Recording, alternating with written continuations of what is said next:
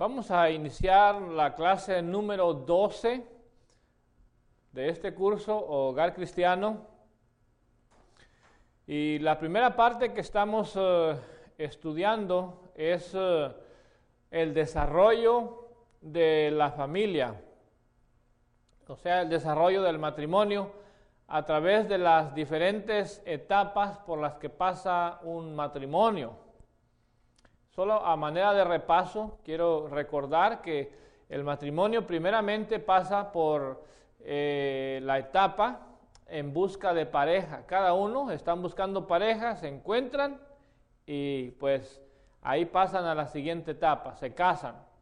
Entonces la pareja recién casado está en una etapa nueva y vamos a llamar así, ¿verdad? La etapa de los recién casados. Bueno, esa etapa termina cuando llegan los niños, los hijos. Entonces entra la pareja en la tercera etapa, que es la pareja con hijos pequeños. Cuando los hijos empiezan a llegar a la edad de la adolescencia, la pareja pasa a esa otra etapa, la etapa de la pareja con hijos adolescentes. Después de esa etapa, encontramos nosotros la etapa de la pareja con hijos dejando el hogar. Y es exactamente ahí donde vamos a empezar la clase de hoy. Como ustedes pueden ver en la pantalla, la pareja con hijos dejando el hogar. Bueno. Esta es una de las etapas quizás más difíciles. También otra de las cosas que hay que recordar es que ya les he mencionado esto varias veces, y que uno de los momentos más difíciles son las transiciones. En otras palabras, cuando hay un cambio de una etapa a otra, ese periodo de transición es un periodo traumático, difícil, complicado. Las familias saludables se preparan y pasan de una etapa a otra de una manera más saludable.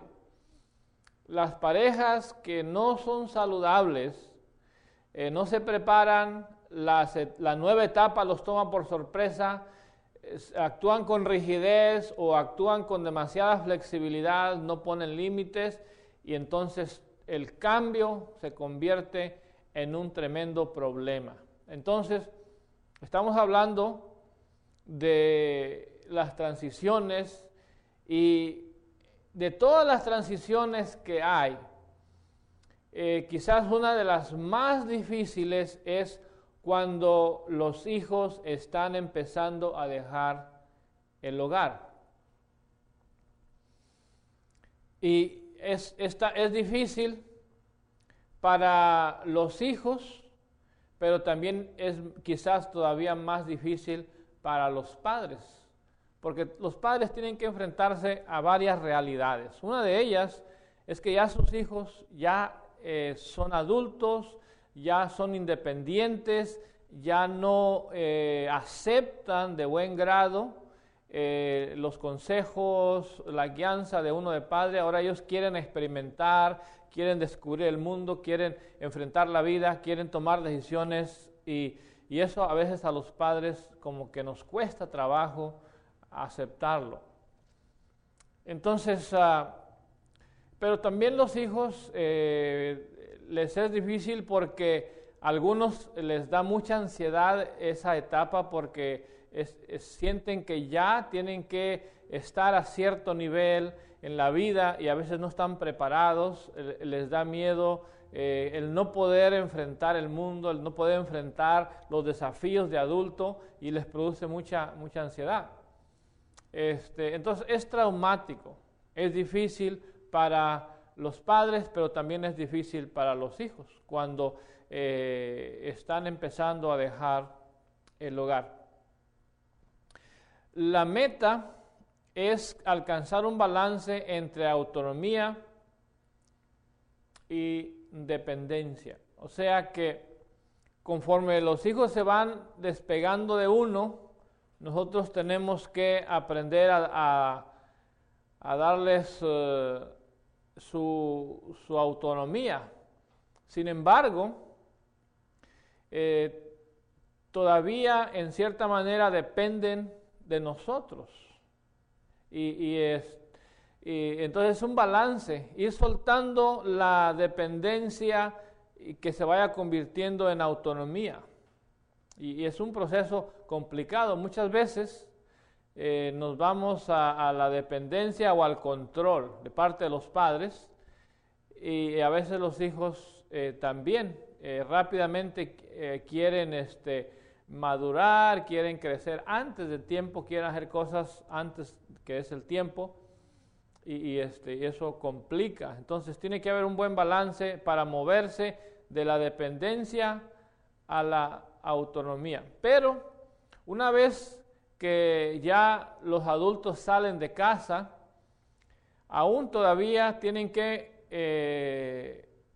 entrar en una nueva etapa que se llama interdependencia, porque ellos tienen que adquirir compromisos con otros individuos en los cuales ambos interdependen uno del otro. Por ejemplo, ya sea que se casen, al casarse pierden su independencia, pero no desarrollan una relación de dependencia, sino de interdependencia.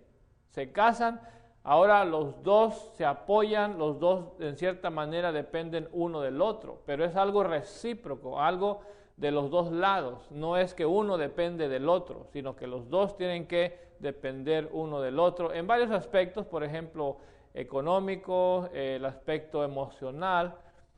Son los aspectos en los que tenemos que aprender a interdepender.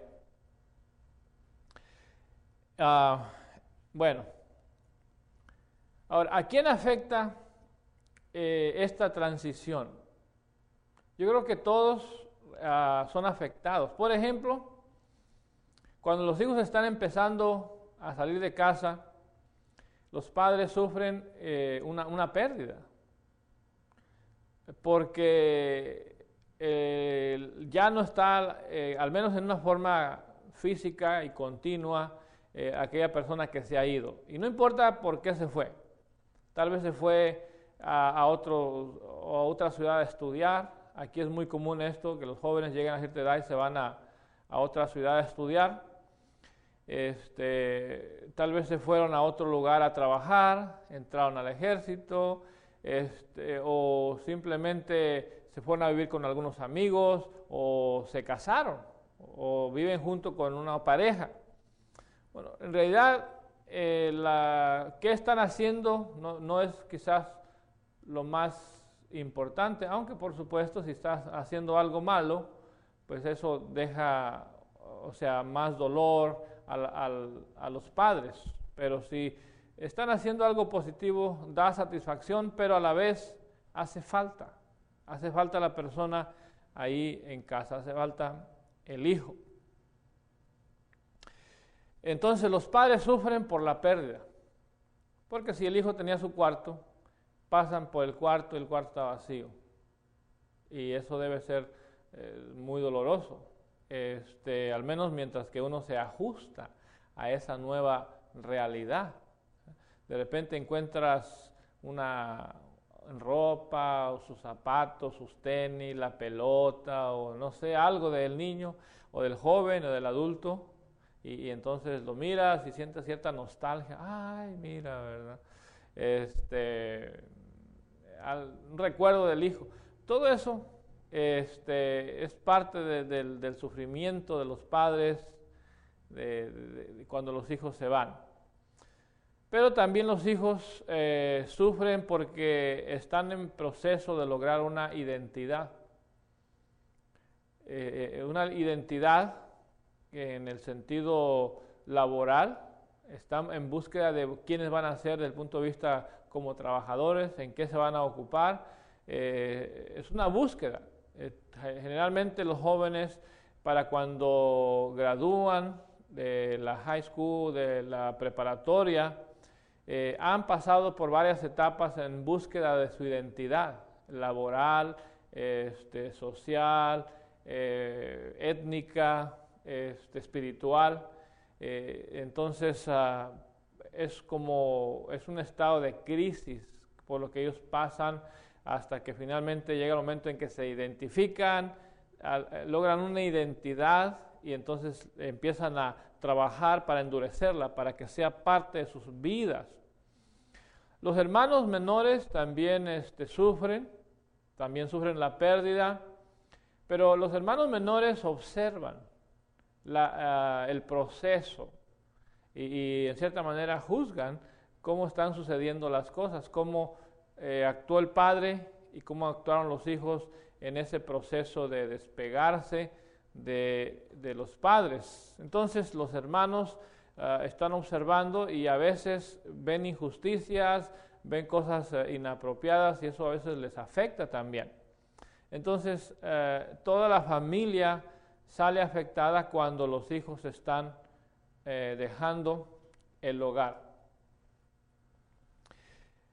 En el aspecto emocional, y esto es muy importante, y aquí me voy a concentrar, porque emocionalmente los hijos están buscando una definición.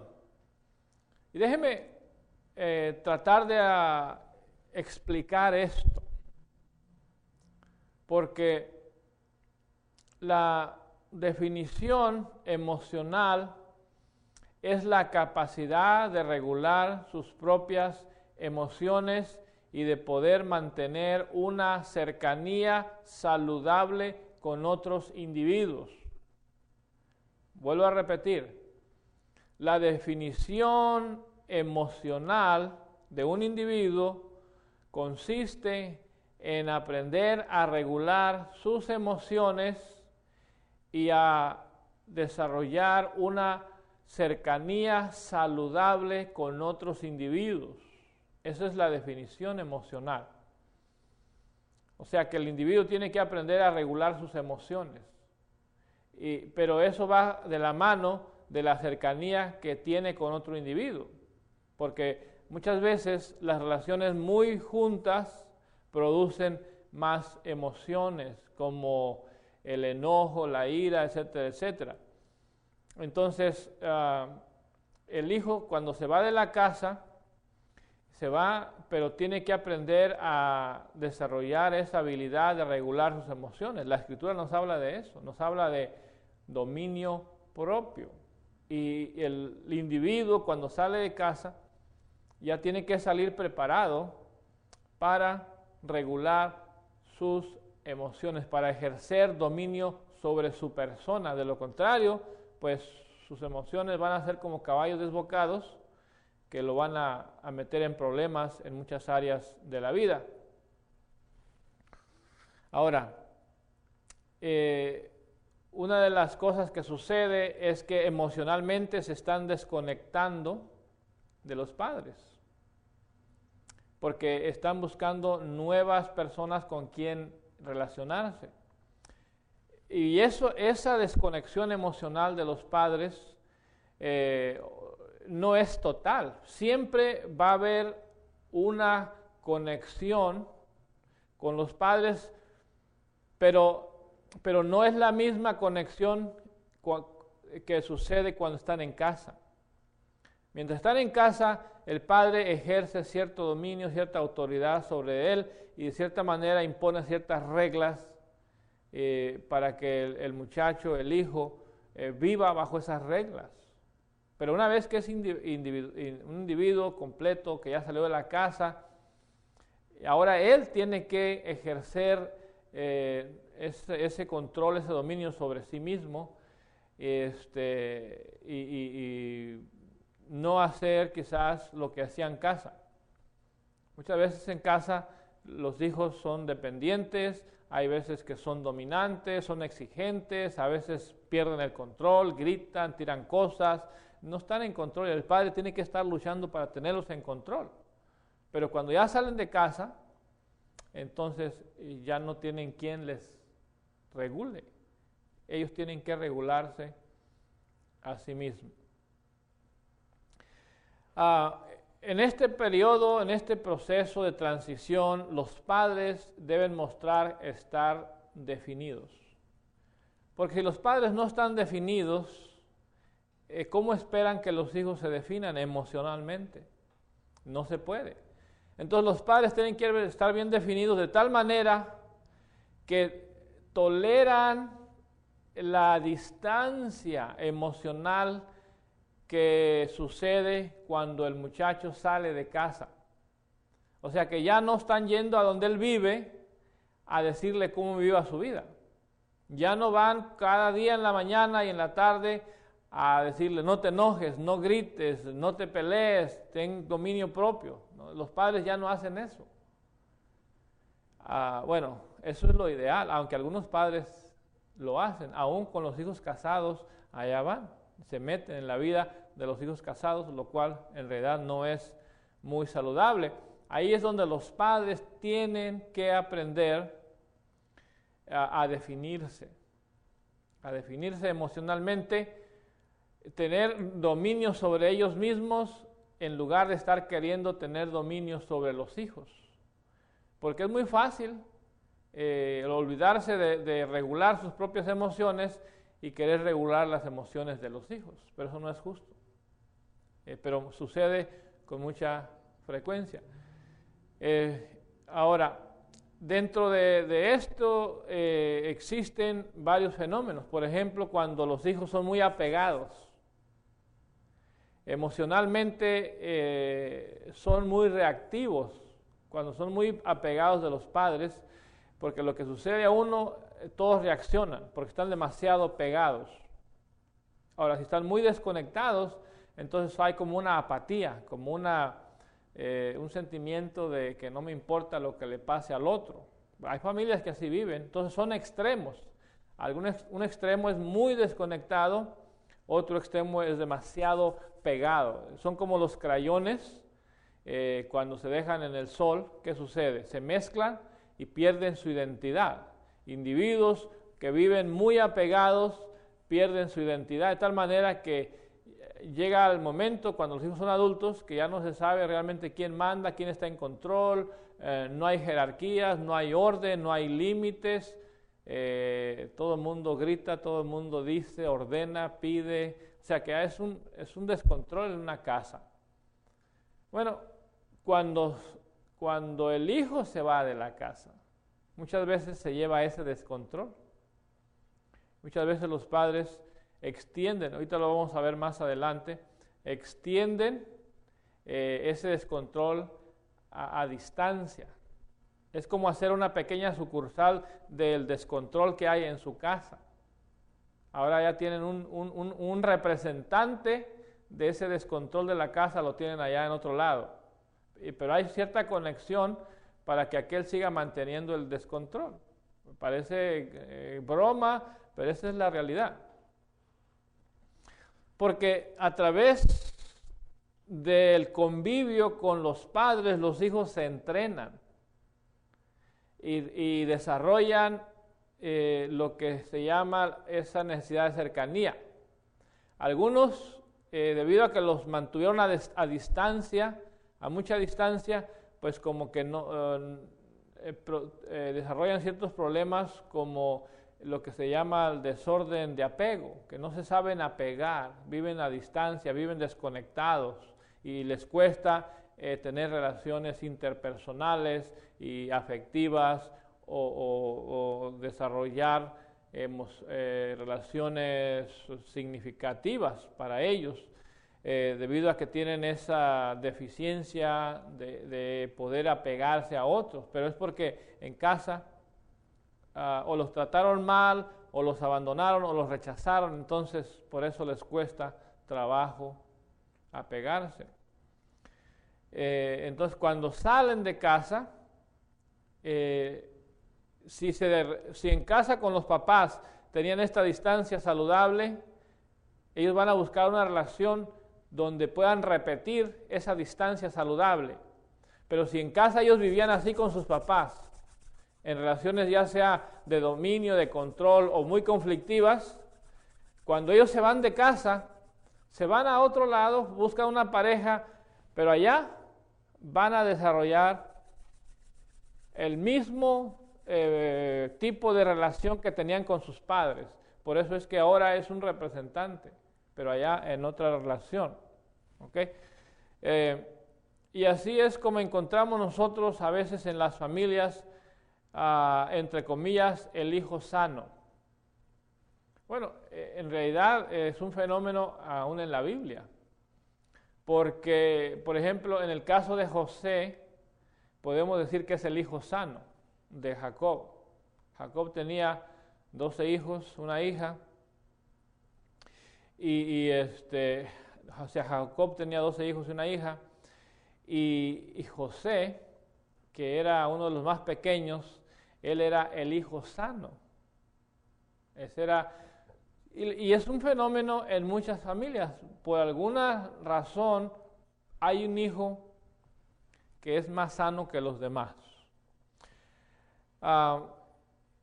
Hay una forma de decirlo de otra manera, es el hijo más definido, es el hijo más con mejores límites, con una capacidad de apego más saludable, ¿okay?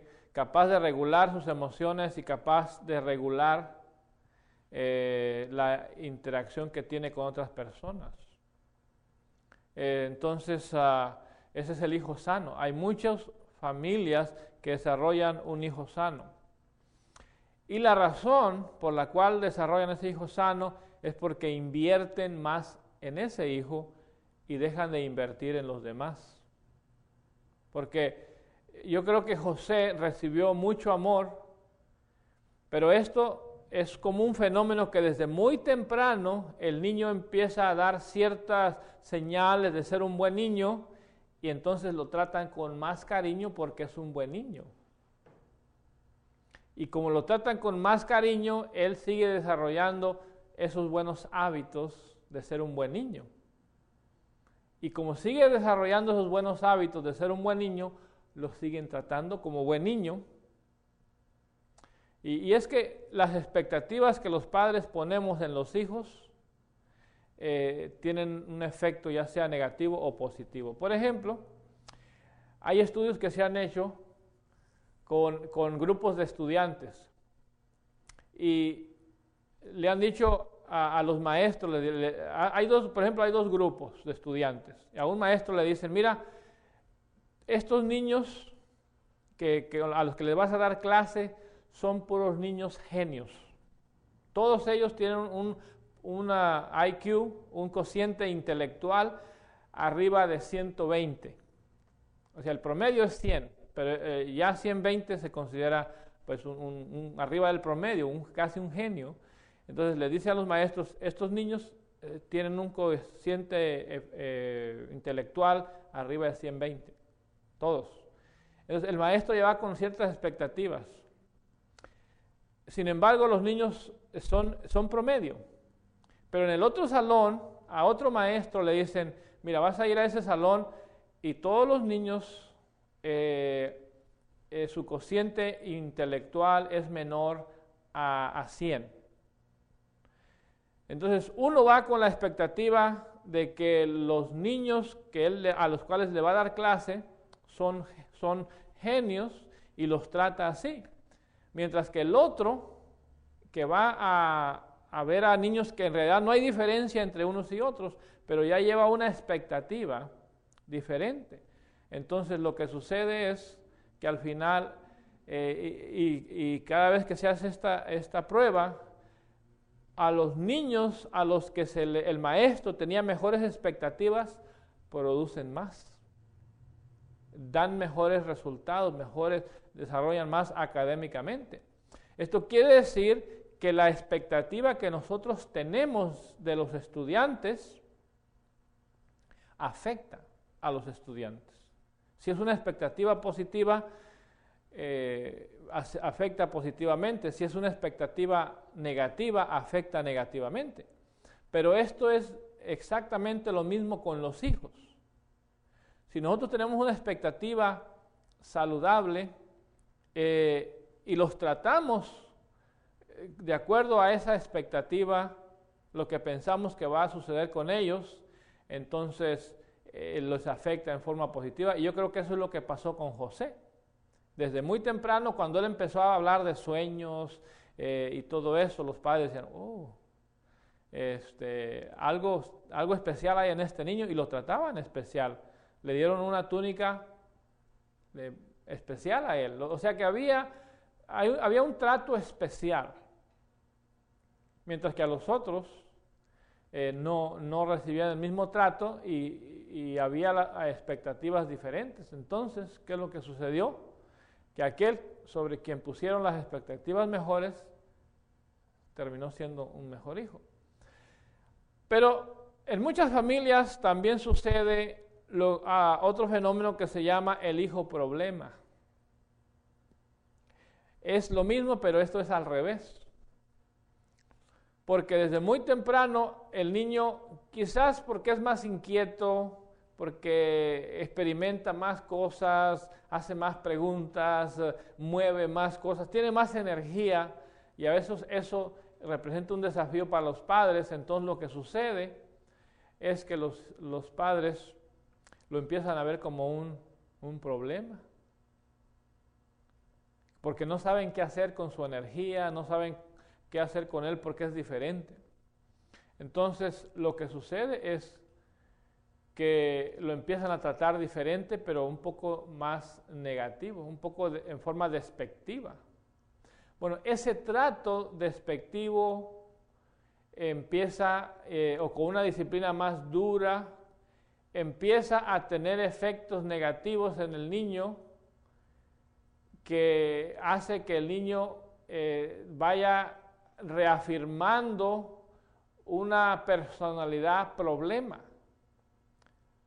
Si los padres lo hubieran tratado diferente y hubieran puesto unas expectativas diferentes en ese niño, lo más seguro que hubieran tenido otros resultados. Pero desde muy pequeño lo vieron como un problema y lo trataron como un problema y fue creciendo como un problema, y cuando llega adulto termina siendo un problema y los padres se lavan las manos. Y dicen, ay, este diablito, ¿de dónde saldría? Bueno, ese diablito salió de la interacción que como padres tuvieron con él. Ahora, esto sucede muchas veces a un nivel muy inconsciente. A veces los padres no estamos conscientes de cómo tratamos a nuestros hijos, lamentablemente. Entonces pasa el tiempo, es como un círculo vicioso, que cada vez se va complicando más, y a veces estos niños problemas terminan siendo criminales. Esto es una lástima. Cuando se pudieron tratar diferentes, se le pudieron haber puesto expectativas diferentes, y el niño pudo haber terminado siendo un adulto con mucha energía, pero usándola en forma saludable. Entonces, por eso es importante estas cosas, conocerlas, saberlas con tiempo. Bueno, ahora, déjenme hablarles de algo que se llama el aspecto estructural. Y más adelante yo voy a hablar de este concepto de una manera bastante amplia. Aquí solamente voy a hacer una introducción a lo que se considera el aspecto estructural. Estos conceptos los desarrolló, al menos el término estructural, lo desarrolló un argentino llamado Salvador Minucci. Él era un consejero que vivió en Nueva York y que trabajó por allá por los 50, 60, con muchos jóvenes de la calle.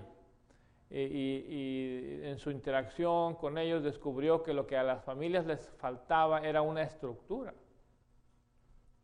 Entonces él trató de estructurar las familias desarrollando términos. Por ejemplo, desarrolló el término jerarquía. En la casa debe haber jerarquías. ¿Quién manda? ¿Quién está en control? Y las jerarquías deben estar en el orden apropiado, porque muchas veces la jerarquía está al revés. El que manda no es el papá, sino el que manda es el hijo. Entonces, cuando en una casa el que manda es el hijo, pues la casa está al revés.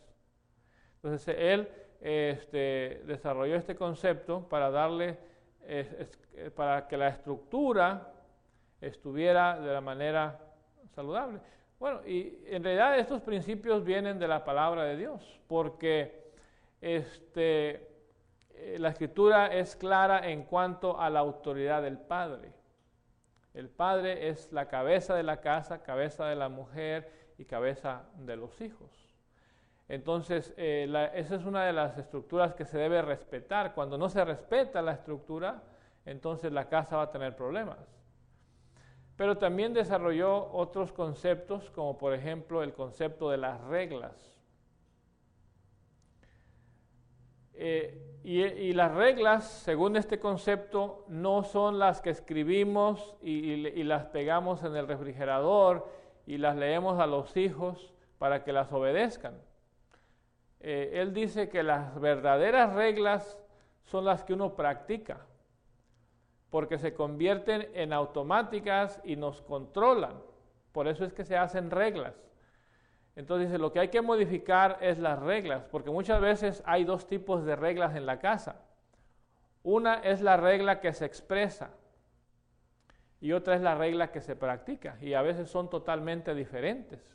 Y una familia no cambia cuando modifiquemos las reglas que uno expresa, sino cuando modificamos las reglas que practicamos. Les voy a dar un ejemplo. En la casa, la hora de dormir es las 10 de la noche. Esa es una regla de una casa, no es mi casa, pero vamos a hablar de cualquier casa que ponga esa regla y que diga, bueno, aquí la regla es que todos nos tenemos que ir a nuestros cuartos a dormir a las 10 de la noche. Esa es una regla expresada. Pero ¿qué sucede? Que los niños sí se van a dormir a las 10, pero papá y mamá se quedan en la sala viendo televisión. Entonces, con el tiempo, uno de los niños dice, pues yo me quiero quedar otro ratito, ok, se queda. Y luego después el otro también, otro rato, y finalmente terminan yéndose a acostar a las 11:30. Entonces la regla expresada dice que la hora de irse a dormir es a las 10 de la noche, pero la regla practicada es que la hora de dormir es las 11:30. Esa regla no está escrita en ninguna parte, pero es lo que hacen cada noche.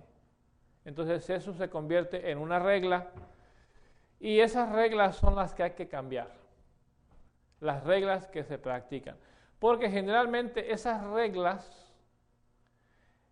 son las que, si son disfuncionales, si son que no son saludables, son las que nos tienen sumido en problemas como familia. Y para poder cambiar, hay que cambiar esas reglas. Entonces, necesitamos cambiarlas. Es uno de los conceptos del aspecto estructural de una familia, que tiene reglas, tiene estructuras.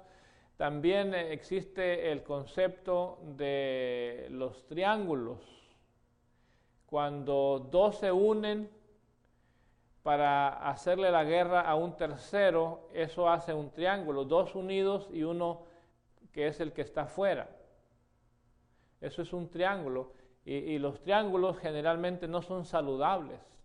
Nosotros conocemos los triángulos pasionales. Un matrimonio, uno de los dos decide tener una aventura, eso convierte la relación en un triángulo pasional. Pero en la casa hay muchos triángulos. Por ejemplo, la suegra y la hija la agarran en contra del esposo.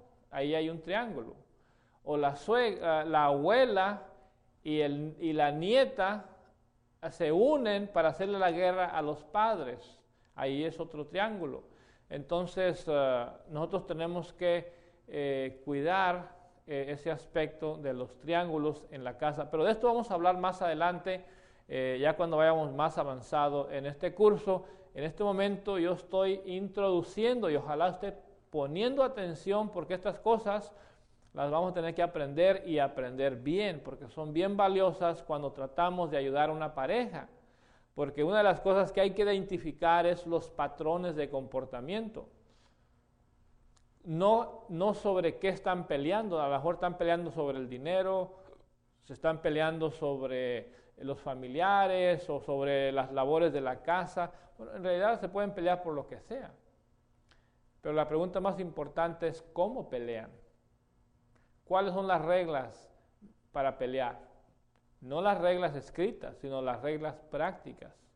Porque muchas veces las reglas son, bueno, el esposo grita y la señora llora. Bueno, y cada que hay un conflicto es la misma historia. El esposo grita, la señora llora. En ningún lugar escribieron que así se resuelven los conflictos, pero es lo que hacen. Entonces la regla es, el hombre grita y la mujer llora. O puede ser al revés. La mujer grita y el hombre se va. Y cada que hay un conflicto, la mujer se queda bien frustrada, grite y grite, y el señor da la vuelta, le da la espalda y se va. Bueno, en ningún lugar escribieron esa regla, pero esa es la regla, es la que domina, ¿verdad? Y eso los tiene sumidos en muchos problemas, porque él se va frustrado de que tiene una esposa gritona. Lo que no se da cuenta es que al irse contribuye a que ella siga gritando. Y también ella no se da cuenta que al estar grite y grite, asusta al esposo y lo hace que dé la vuelta y se vaya. Entonces, esa es la regla. Cuando hay un matrimonio con esta dinámica y si quieren mejorar cómo se sienten entre ellos, tienen que aprender a cambiar esa regla. De que ella deje de gritar para que él no tenga la excusa de que se va a ir. Y si le llega a gritar un poco, que él no se vaya, sino que resista y se quede para que puedan comunicarse, puedan dialogar y puedan resolver sus conflictos y puedan mejorar la calidad de vida de sus matrimonios. Pero bueno, esos son aspectos estructurales que nosotros tenemos que cambiar, esas reglas. Pero muchas veces tenemos reglas entre padres e hijos. Por ejemplo, hay padres que cada vez que el hijo tiene un problema económico, los padres les ayudamos económicamente.